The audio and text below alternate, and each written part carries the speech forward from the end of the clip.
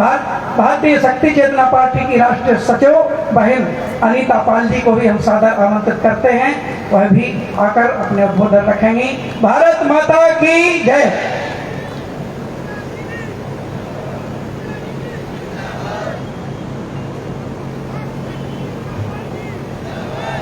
दमोह बुंदेलखंड की इस पावन पवित्र भूमि से आइए हम सब एक बार भारत माता का जय घोष करते हैं। भारत माता की, भारत माता की, भारत माता की।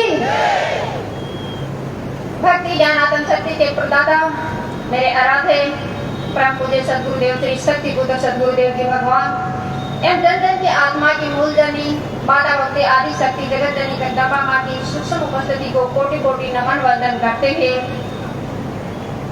प्रखर ओजस्वी वक्ता अपनी चेतनात्मक वाणी एवं राष्ट्र हितकारी चिंतनों के माध्यम से मानव हृदय के चित्त एवं हृदय में परिवर्तन करने की पात्रता रखने वाली एक राष्ट्र योद्धा जिन्होंने अपना पूरा जीवन राष्ट्र रक्षा के लिए समर्पित किया है, आज हम सब के बीच में भारतीय शक्ति चेतना पार्टी की राष्ट्रीय अध्यक्ष शक्ति स्वरूपा बहन संध्या शुक्ला जी उपस्थित हैं। मैं उनके चरणों में कोटि कोटि नमन करती हूँ, वंदन करती हूँ, उनका हार्दिक स्वागत करती हूँ।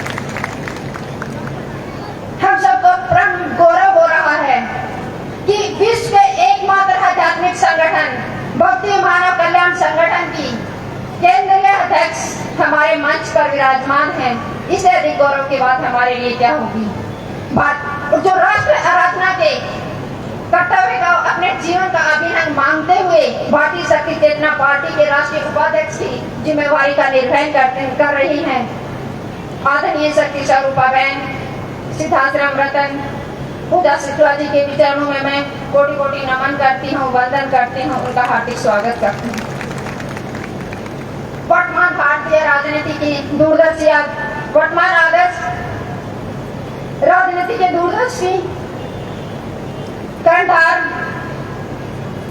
हम सब युवाओं के प्रेरणा स्रोत भारतीय शक्ति चेतना पार्टी के राष्ट्रीय उपाध्यक्ष सिद्धाश्रम रतन आदरणीय सौरभ द्विवेदी जी के चरणों में कोटि कोटि नमन वंदन करती हूँ। इस आप विशाल सभा में पहुंचने पर उनका हार्दिक वंदन और स्वागत करती हूँ।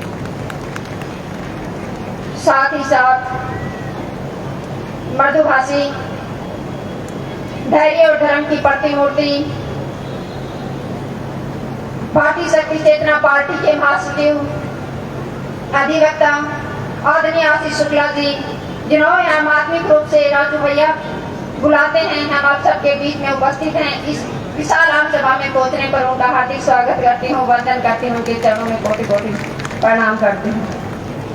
साथ ही साथ हम आप सबके लिए बड़े गौरव की बात है कि पंचज्योति शक्ति तीर्थ सिद्धाश्रम से सिद्धाश्रम पत्रिका के प्रमुख संपादक भारतीय शक्ति चेतना पार्टी के राष्ट्रीय महासचिव हम सबके स्नेहित आदरणीय सिद्धाश्रम रजत मिश्रा जी के भी यहाँ पहुँचने पर उनका हार्दिक स्वागत करते हैं, वंदन करते हैं, उनके चरणों में कोटि कोटि नमन वंदन करते हैं। मेरे से पूर्व वक्ताओं ने भारतीय शक्ति चेतना पार्टी के गठन जिन लक्ष्यों को लेकर, जिन उद्देश्यों को लेकर, जिन संकल्पों को लेकर किया गया, उसको पूर्ण स्पष्टता से, वाक्यता से, प्रमुखता से आप सबके बीच में रखने का प्रयास किया। परंतु आप सब लोगों का भारतीय शक्ति चेतना पार्टी के प्रति जो समर्पण भाव है, इस तप्ती कर रहती हुई कलिकाल के वातावरण से निकलकर आप भारतीय शक्ति चेतना पार्टी के समर्थन में यहाँ पर उपस्थित हुए हैं, इस तपन को सह रहे हैं। आपके समर्थन, आपके सहयोग, आपके भाव को देखकर, आपके जोश को देखकर मेरे हृदय में भी एक राष्ट्र योद्धा, एक महान स्वतंत्रता सेनानी के जीवन से जुड़ा हुआ एक संस्मरण याद आया। महान स्वतंत्रता सेनानी शहीद आजम भगत सिंह जी को अंग्रेज अधिकारियों ने फांसी की सजा सुना दी। 7 दिन का समय उनको फांसी की सजा के लिए नियुक्त किया गया कि 7 दिन के बाद भगत सिंह की सजा होगी। लेकिन आश्चर्यजनक बात यह है कि उन 5 दिनों में, उन 7 दिनों में सरदार भगत सिंह का वजन 10 किलो बढ़ गया। उनके वजन में 10 किलो की वृद्धि हुई। मौत जब सामने हो और वजन में वृद्धि हो, इस प्रश्न पर विचार करने की आवश्यकता है। अंग्रेज अधिकारियों में कानाफूसी होने लगी। बात प्रमुख अधिकारी तक पहुंची। प्रमुख अधिकारी भी आश्चर्य में पड़ गए। उनको भी संशय हुआ कि ऐसा कैसे संभव हो सकता है जब मौत सामने हो और व्यक्ति का वजन बढ़ रहा है। वो अपने प्रश्न का उत्तर जानने के लिए व्यक्तिगत रूप से सरदार भगत सिंह से मिलने पहुंचे। तो सरदार भगत सिंह ने क्या उत्तर दिया? श्रीमान जी, मेरा लक्ष्य आज पूरा हो गया।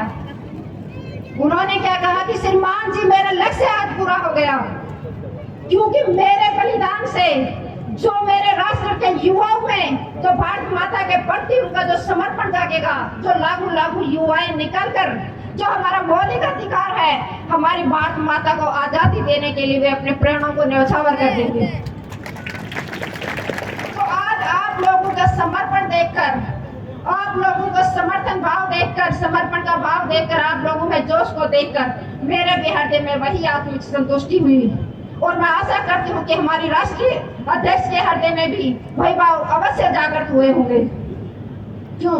क्योंकि हमने भागीरथी प्रयास करते हुए पार्टी के स्थापना दिवस के प्रथम दिवस से लेकर आज तक अपने पार्टी के जिन लक्ष्यों को लेकर, जिन उद्देश्यों को लेकर, जिन संकल्पों को लेकर, जिन क्रियाकलापों के माध्यम से हमने अपने पार्टी के उद्देश्यों को पूर्ण संकल्पता से, पूर्ण दृढ़ता से समाज के बीच में रखा है।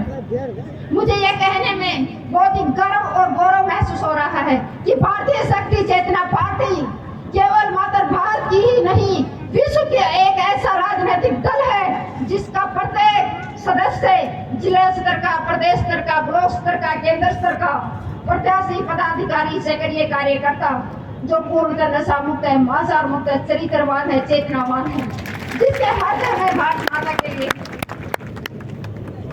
जिसके रगों में, जिसकी चेतना में योगीराज सच्चिदानंद भगवान की चेतना बैठी हुई है।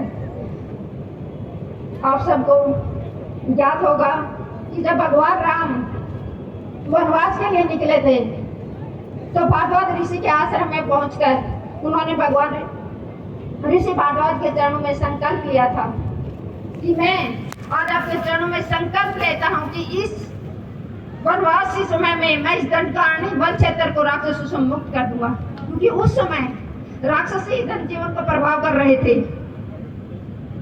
जो साधक साधिकाएं जो साधना में रत रहती थी, उनकी साधना को नष्ट कर रहे थे। तो उस टाइम वह महामारी थी, समाज के लिए वह बुराई थी।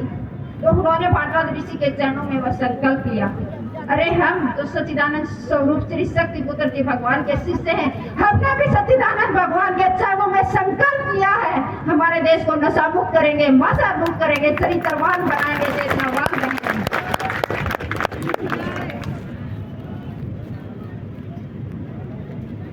अरे 5 पांडवों ने भगवान कृष्ण का साथ लेकर कौरवों की इतनी बड़ी सेना को पराजित कर दिया था।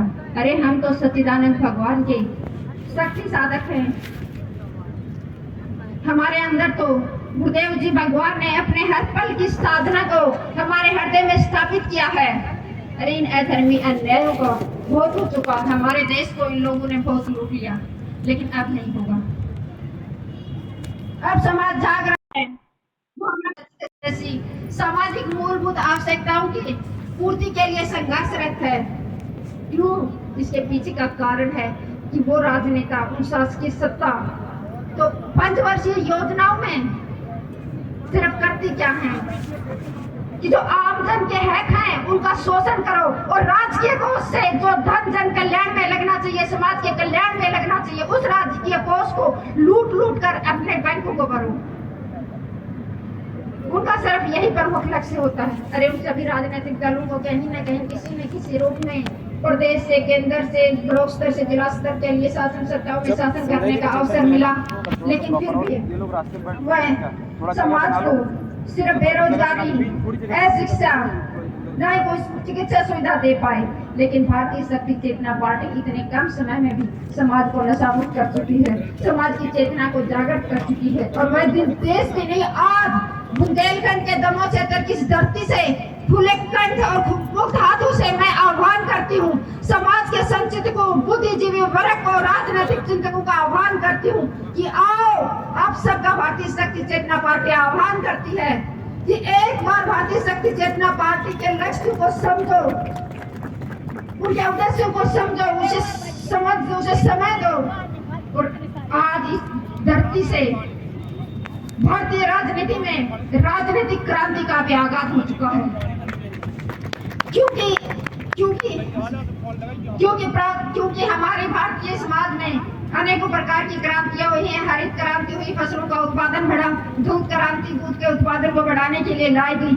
आज इस बुंदेलखंड की दमोह धरती से मैं उन राजनेताओं से कहना चाहती हूँ कि अब भारतीय राजनीति में राजनीतिक क्रांति का भी आगाज हो चुका है। अब यह समाज बैठेगा नहीं।